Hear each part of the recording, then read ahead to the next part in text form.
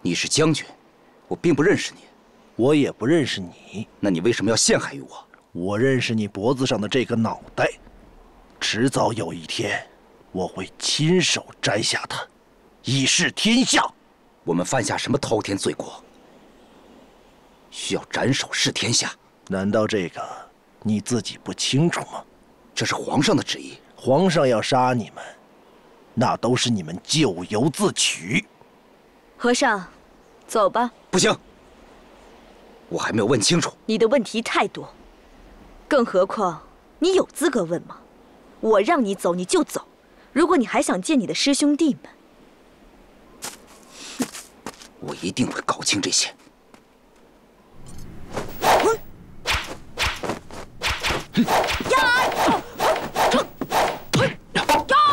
春风六律江南岸，明月何时照我还？只怕是君问归处未有处，春风不度玉门关。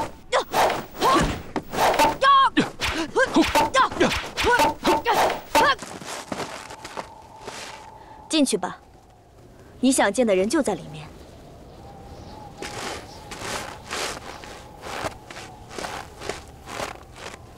纳兰将军的帐篷，岂是什么人都能进？先过了我这关再说。我师弟，你师弟就在帐篷里，不过你可得抓紧点，晚了，你们可就再也见不到了。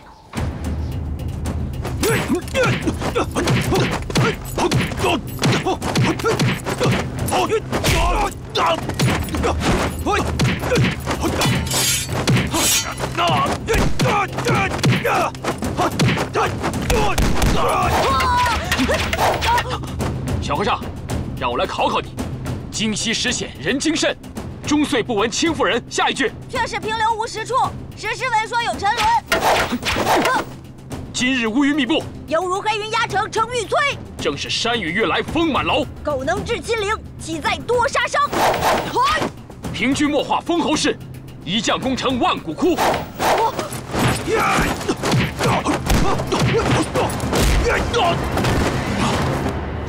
七师弟，二师兄，你没事吧？我没事。你怎么跟人打起来了？八师弟呢？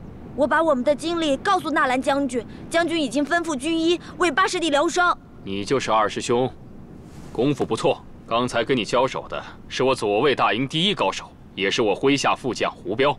他虽头脑愚钝，但一身孔武之力，在战场上亦能以一杀十。想不到今天居然败在你手上，少林功夫果然名不虚传。呀！住手！将军，刚才是属下一时大意才输给他，让我与他再战10回合，必取他首级。闭嘴！输了就是输了，不要找借口为自己开脱。你是一时大意吗？明明已经使尽浑身解数。刚才说你是我麾下副将，我都嫌丢人。以后你也不要再自称是我左卫大营第一高手，免得让外人以为我军营都是草包。还不给我滚出去！你是何人？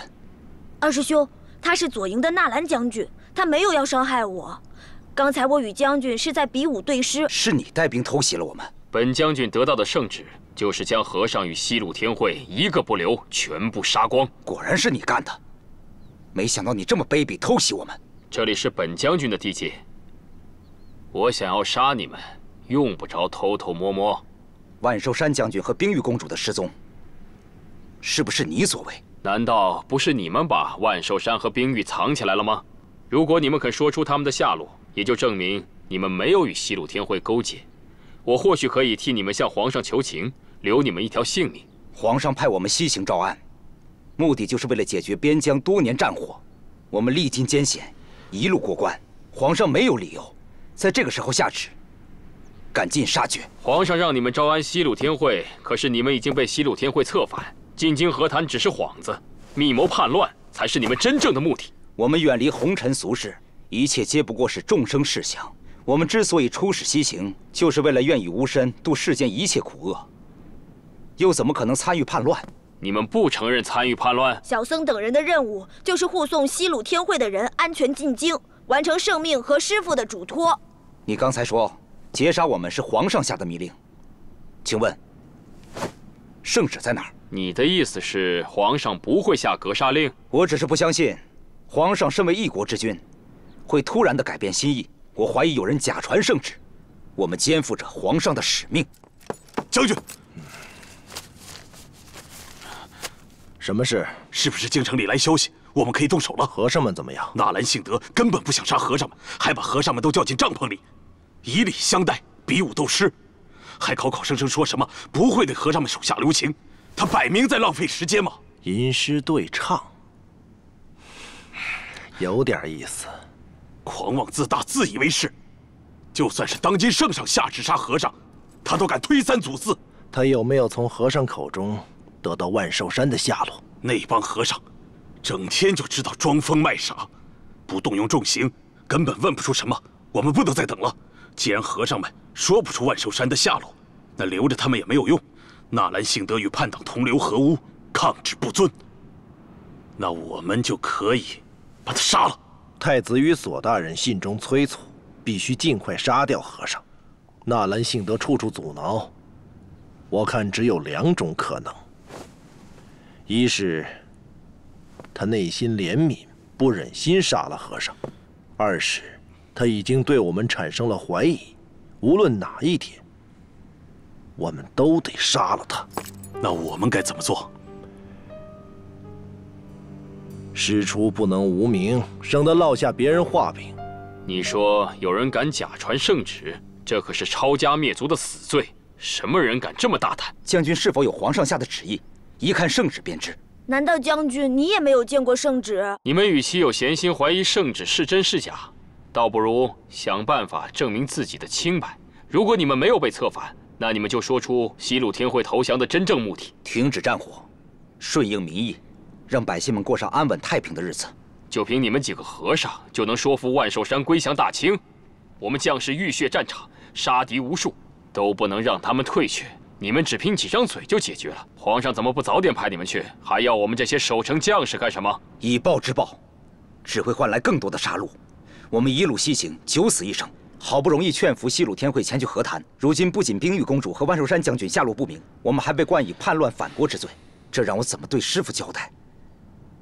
更无法对死去的师兄弟们交代。恐怕你们是无法向西鲁天会交代吧？他们把性命托付给你们，跟着你们进京谋反，却被识破他们的反清计划失败，所以他们一怒之下就把你们关进棺材里。棺材？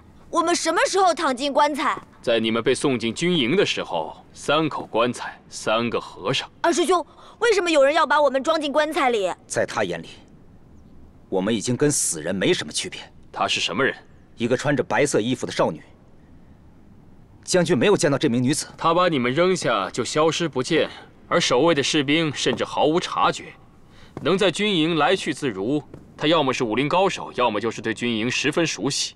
无论是哪一种，对我来说都是一个巨大危险。她现在在哪儿？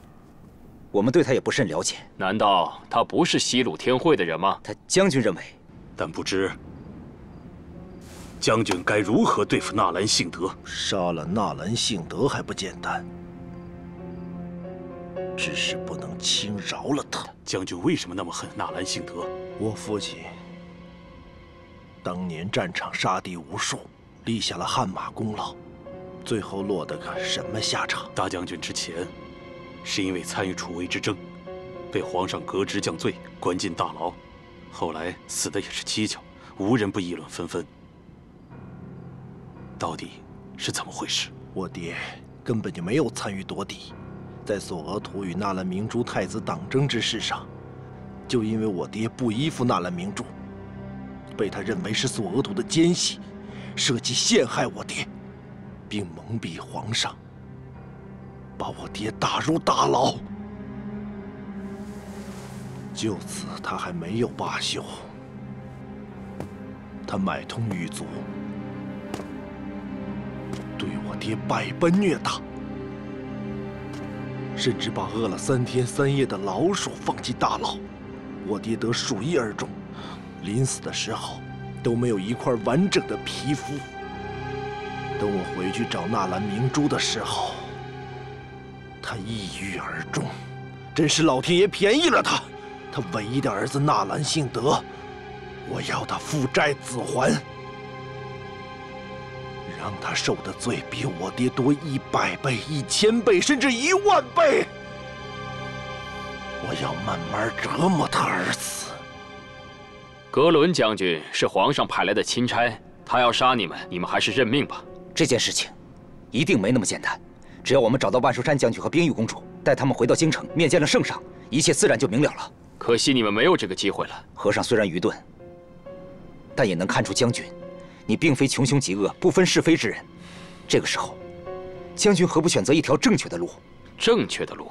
这个世上根本没有什么所谓正确的路，有的只是靠自己的力量来使当初的选择显得正确。皇上下旨杀光你们所有人，那么你们就一定是大逆不道的叛贼。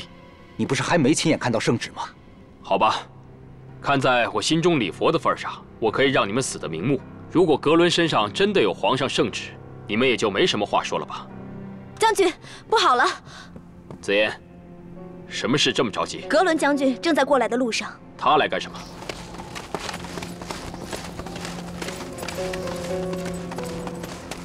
将军，带他们下去。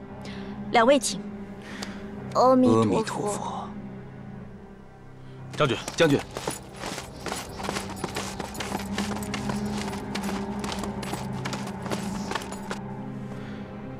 你怎么来了？和尚们在哪儿？我让他们交代万寿山的下落，他们拒不合作。我看，你是要违抗圣旨。我什么时候违抗圣旨了？你迟迟不肯处决和尚们，不是为了查到万寿山的消息，而是想跟和尚们同流合污。你怀疑我与西鲁天会勾结吗？刚刚和尚们还怀疑你不是皇上的钦差呢。你竟然相信他们的胡言乱语！我当然不信，假传圣旨可是抄家的死罪。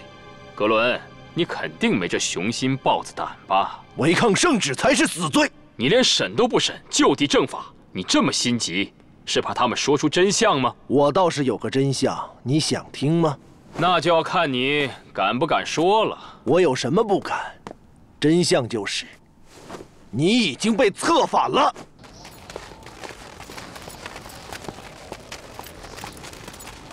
紫嫣姑娘，你要带和尚们去哪里？我奉纳兰将军命令，把和尚们带下去严刑拷打，直到他们肯说出万寿山的下落。不必了，把他们交给我即可。这是将军的命令，为何不必了？因为他们已经活不了了，就不劳烦紫嫣姑娘白跑一趟。放肆！左卫大营，什么时候轮到你说话了？也轮不到你一个外人指手画脚。说到底，你不过是将军的一个女人，而不是将军夫人。你应该好好想想清楚，你到底是什么身份？我当然清楚自己是什么身份。得意忘形的人恐怕是你吧？你敢这么大胆，公然跟将军作对，是不是觉得找到靠山给你撑腰？但你别忘了，谁才是主子？我正是替将军着想，想要杀死这些和尚。你要有什么质疑的话，可以去问将军。来人，拿下鸡贼！是。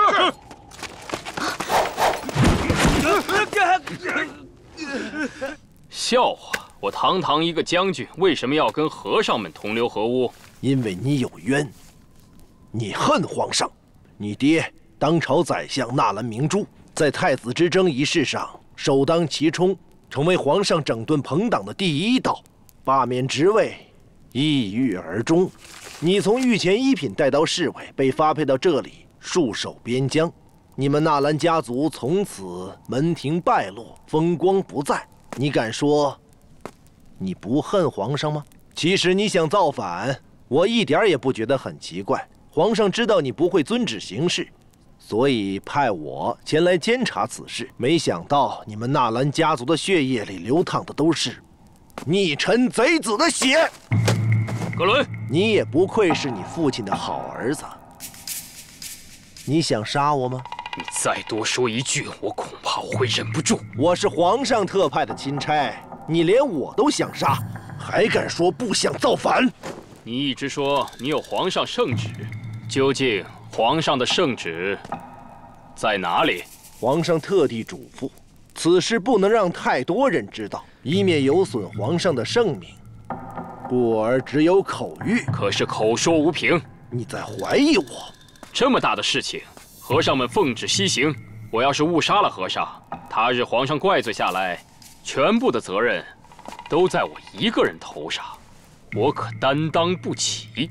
如果你能拿出皇上圣旨，我不杀，便是抗旨。你作为皇上特派的钦差，大可以一刀砍了我的脑袋。你明知皇上只下了口谕，你竟敢违抗圣旨！我现在就将你就地正法！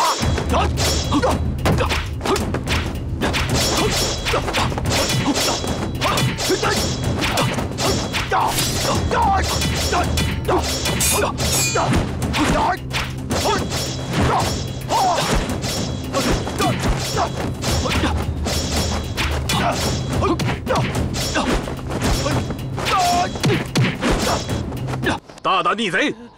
你想逃跑？我们并无此意，但你们不要逼我们出手。上次我没打过你，你真以为我打不过你吗？不服再来！和尚，我劝你还是乖乖束手就擒。惊动了军营里数千精兵，你功夫再好，双拳难敌四手，你一个人能对付得了几个？别忘了，你的真正目的。来人，拿下逆贼，押到刑场听候问斩。等等，我自己走。七师弟，你刚才跟和尚们说的话是什么意思？他们有什么目的？你应该比我更清楚才是。你最好不要跟我耍什么花样，要不然的话，就算是将军在，我照样取你首级。我没什么意思。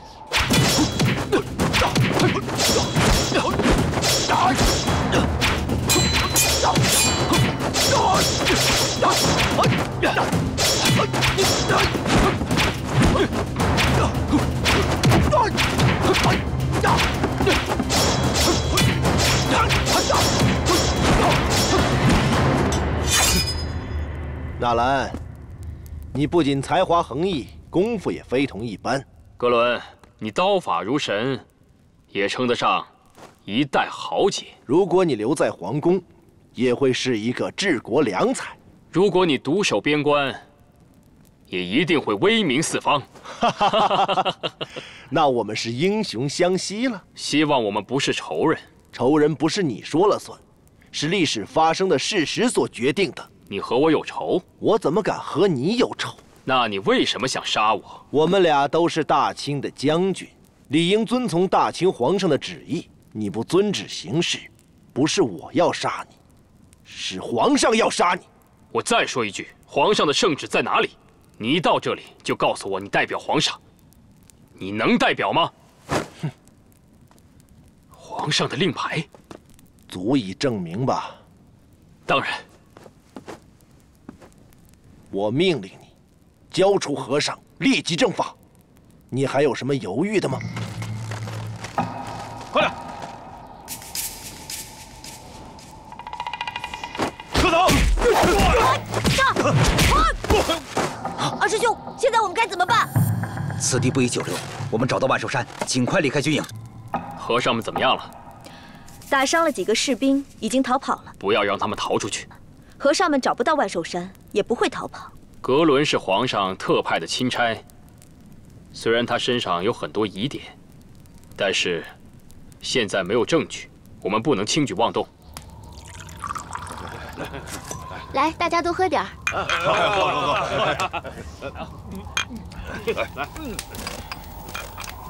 是啊，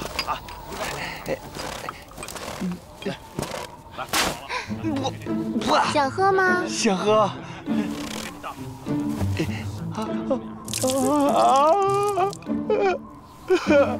勇士们，来，敬我们最伟大的神明，干杯！我知道错了。你知道错了，可是我的气还没有消。你别生气了，咱俩一日夫妻百日恩，10年修得一块坐船，100年才能修得一块睡觉呢。咱们是夫妻，床头吵架床尾和，咱们是不能生隔夜气的。哎，你把我这样埋在雪里，万一我死了，这不是谋杀亲夫吗？这么说，你肯承认你是我的驸马喽？当然了，咱们可是拜过堂行过礼的。苍天为证，大地为鉴。我有什么不肯承认的？哟，你还挺重情重义的呀。那你还敢在新婚之日逃跑？我那天晚上离开是迫不得已的。那天晚上，和尚们被万寿山将军抓走了，他们是我兄弟，我总不能抛弃同伴，不讲义气吧？我要是躲在新婚房间不闻不问，你还愿意嫁给我这个驸马吗？我还配当你们的神明吗？我们的部落虽然不够壮大，但是个个都是不怕死的勇士。我们的神明当然也不可以当缩头乌龟。但是你为什么不告而别？你可以上刀山，我也可以陪你下火海。让自己的女人去冒险，那我还算是个顶天立地的老爷们吗？这么说，你是因为心疼我才不告而别的？那当然了，我要不是因为救人，打死我都不会离开你的。你别以为你说这些好听的话，我就会相信你。哎呀，你还不信任我呀？夫妻之间最基本的信任都没有了，这段婚姻还有什么意义？要不你休了我吧！你想得美！你死是我部落的神明，生是我公主的驸马。哼，咱俩这辈子啊都会死死的捆在一起，将来还会生很多孩子，强大我们的部落。所以你休想逃出我的手掌心。你怎么了，驸马？驸马，怎么回事啊？那天我逃出山谷的时候，就已经受了重伤，恐怕是活不过今天了。什么？公主，你别为我难过，你的眼泪会让我心碎。我五毒没有福气，我跟你是做不成夫妻了。我先走一步了。神明死了，他是我们部落无所不能的神明啊！是我们害死了神明。公主，我们的部落就因为你的任性，大难临头了。既然这样，神明已死，那我们就把他的头颅砍下来，带回火族，世世代代的庇佑火族。哎我怎么？驸马，你不是已经死了吗？对啊，我刚才见到佛祖了，他说我死相太难看，说你们的行为已经亵渎了神灵，要降罪责罚你们。我放心不下，就求他让我回来继续保护你们。这样啊，正好我也有事要问问佛祖，麻烦你再去一趟吧。哎，公主，别！公主，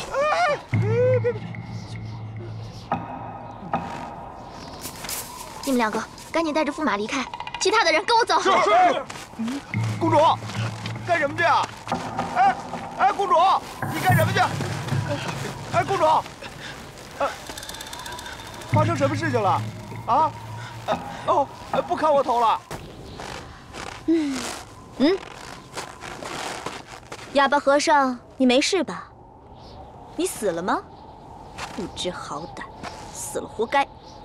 本来还想告诉你其他和尚的消息的。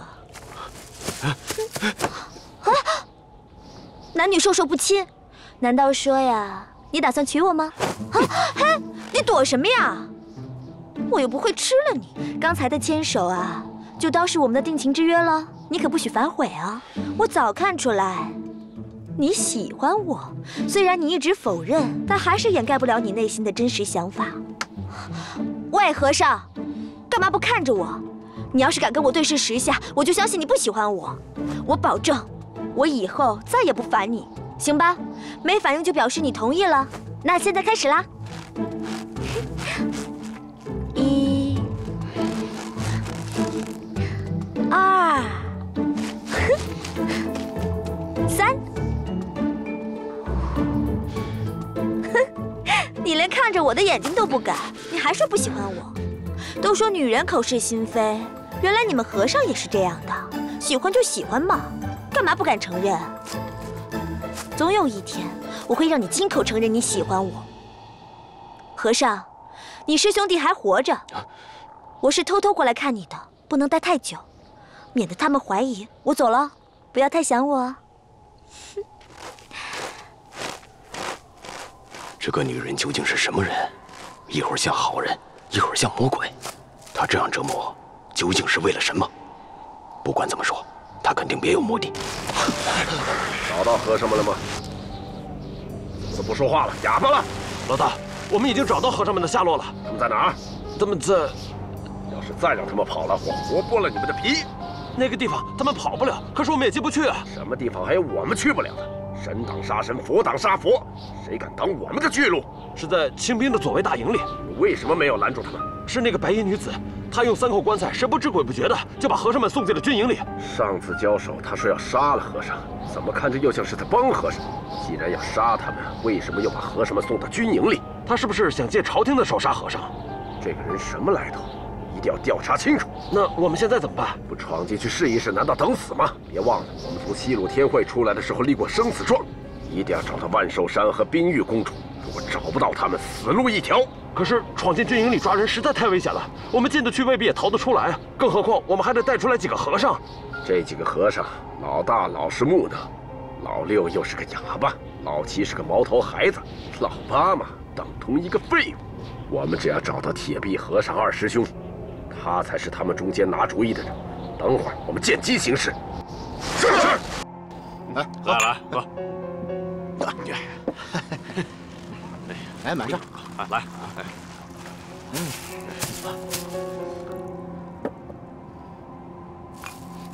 喝。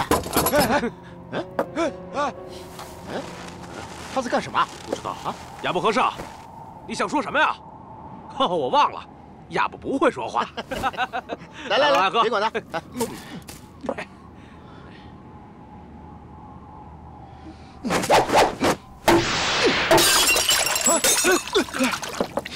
哑巴和尚，我看你是皮痒，找死！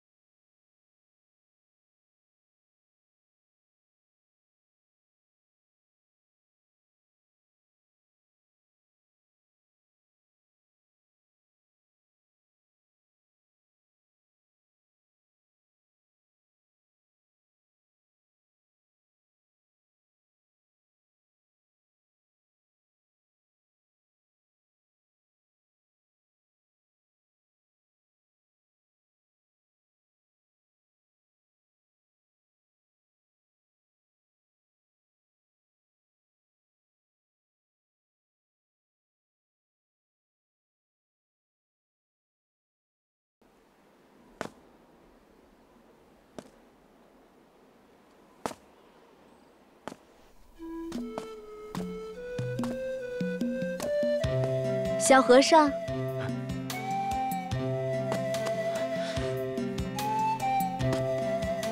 想我了是不是？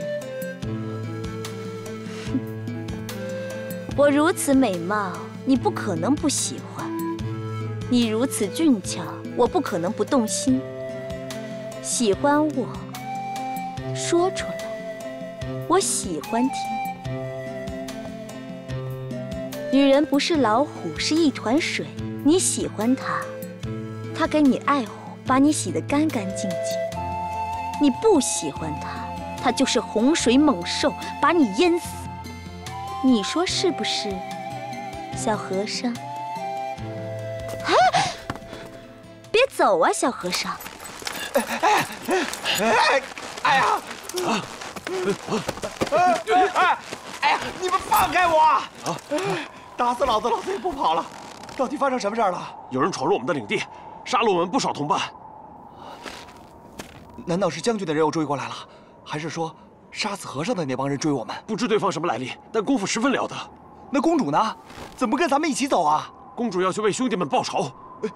你是说，你们两个保护我一个大男人逃跑，让公主自己在这儿冒险？太羞辱人了！你们，这是公主的命令。而且你是我们的神明，保护你本来就是我们的责任。好吧，好吧。这样吧，你们两个现在回去保护公主，我在这儿等你们。可是什么？我现在以神明的身份命令你们，现在立刻马上给我回去。是。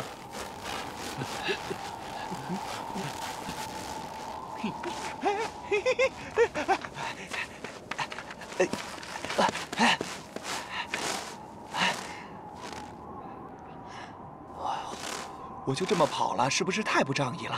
要是我不跑的话，会被公主抓回部落的。神明，哎呀，不行不行不行，我不能跟他回去。虽然当个部落驸马还算不错，可是我不能在一棵树上吊死啊！弱水三千，娇媚千万，还有成千上万的美女等着我五毒爱呢。有那么多勇士保护公主，应该不会有事的。和尚，我喜欢你，我不介意和你做一对野鸳鸯，塞上荒原，苦命鸳鸯。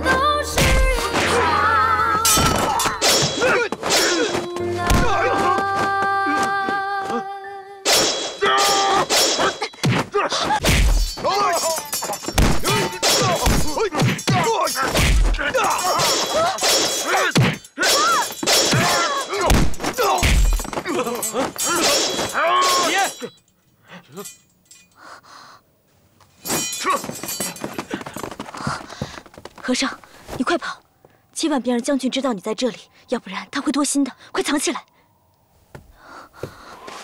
子夜，和尚，子夜，将军，子夜，你没事吧？怎么会有黑衣人冲进大营，还跑到我的卧室来？他们有没有伤你？幸亏将军及时赶到，把他们都吓跑了。这里有一番打斗。当然，我也不是任人宰割的小羔羊。有没有见过哑巴和尚？自从他逃跑以后，再也没有出现过。他逃跑，和我有什么关系？紫烟姑娘一直都对和尚留有好意，和尚也很在意你。请格伦将军说明白。他们的同伙来伤害紫烟姑娘，哑巴和尚肯定冒死相救。我是纳兰将军的小妾，在这荒无人烟之地，我就是他的压寨夫人。你在怀疑什么？格伦将军，你这是什么意思？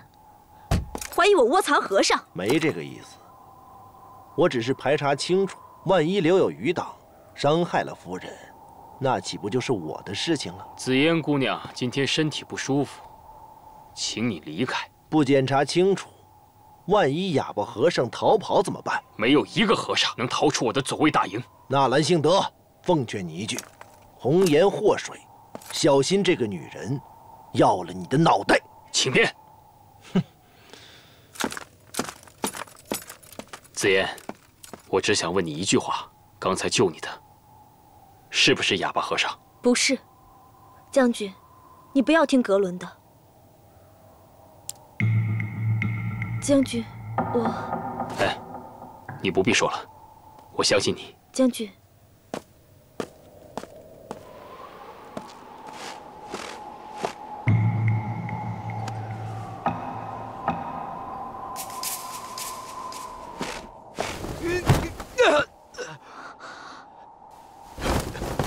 和尚，待着别动，将军未必走远了。哎，真没出息！我最后还是回到这儿来了。哎，一天一夜了，一天一夜了，你脑子里边还是忘不了那个部落公主？你怎么搞的？对呀，我跟那公主根本就没在一块儿睡过，不能算夫妻。哎呀，算了，不想了，这个问题太复杂。我这个人吧。 就是心软，我呀要坚强，不是坚强，是要铁。哎呀，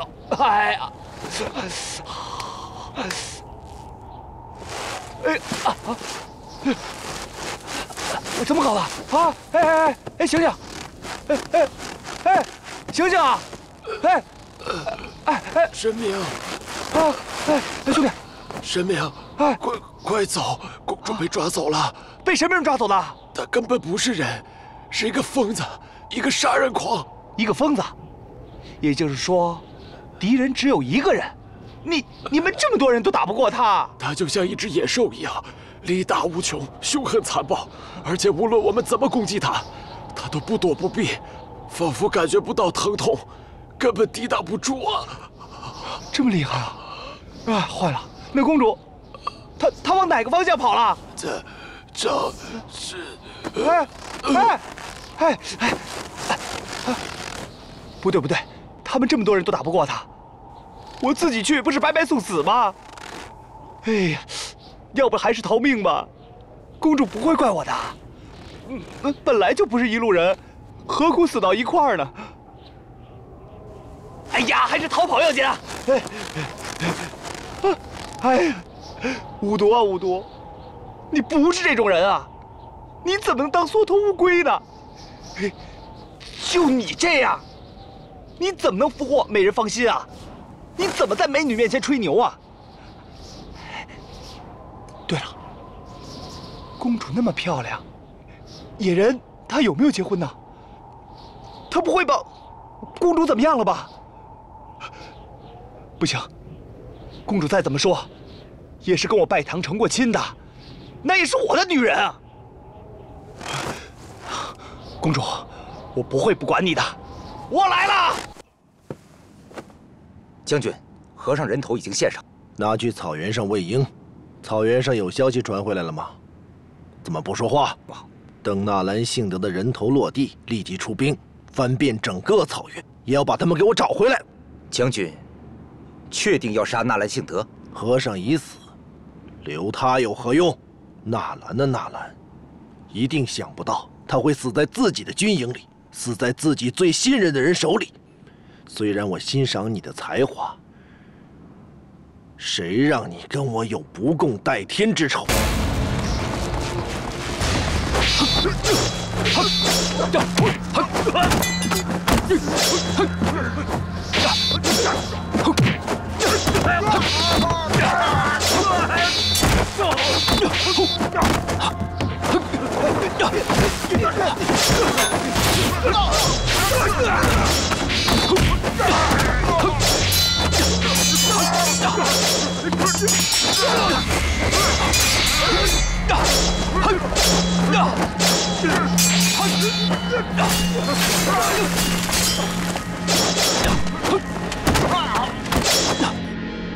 应该快成功了，去。小子这就去看看。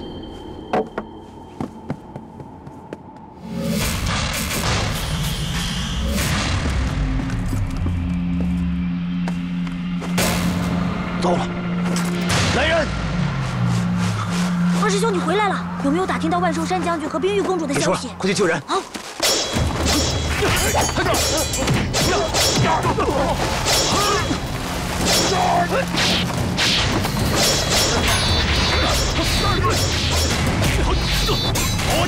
将军，属下无驾雷池。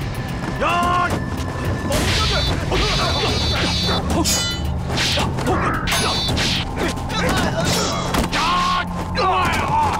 慢着，留住他们的性命！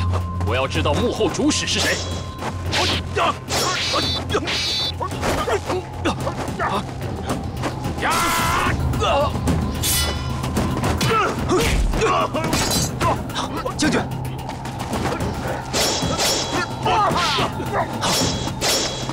住手！